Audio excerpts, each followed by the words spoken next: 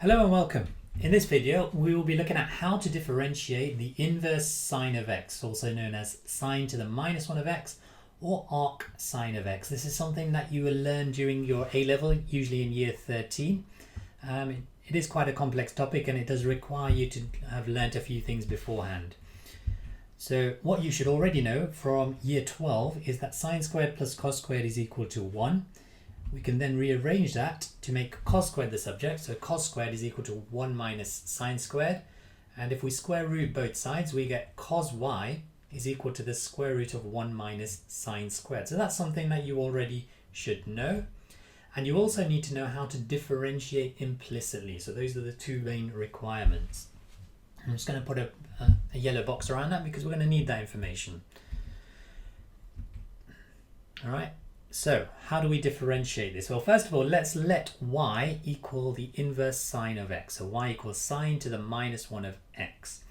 We're going to take sin of both sides. So if I take sin of both sides, y becomes sin y, and then the right side becomes sin minus 1 of x. So the sins effectively sin and the sin minus 1 cancel each other out, leaving us with just x on the right hand side. From here, we can differentiate both sides implicitly. So the differential of sine y will be cos y dy by dx. And the differential of x is just 1.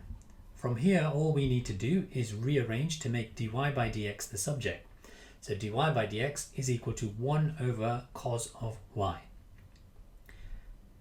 So we're going to need a couple of these results. So sine y is equal to x. And dy by dx is equal to 1 over cos y, because we're not quite done yet. So let's take all of this information to the final slide. So we know that sine y is equal to x. That was from the earlier slide. And if we square both sides, we get sine squared y is equal to x squared. Another result we got was dy by dx is equal to 1 over cos y. And then from the beginning, we know that the bottom line here, cos y is equal to the square root of 1 minus sine squared y. So let's put this all together. So we know that dy by dx is equal to 1 over cos y from the green box.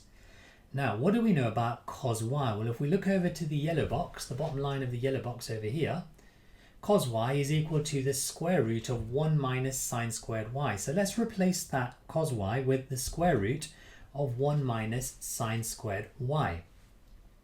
What can we do from here? Well, we've got a sine squared y, and if you look at the blue box here, sine squared y is equal to x squared. So let's replace the sine squared y with the x squared.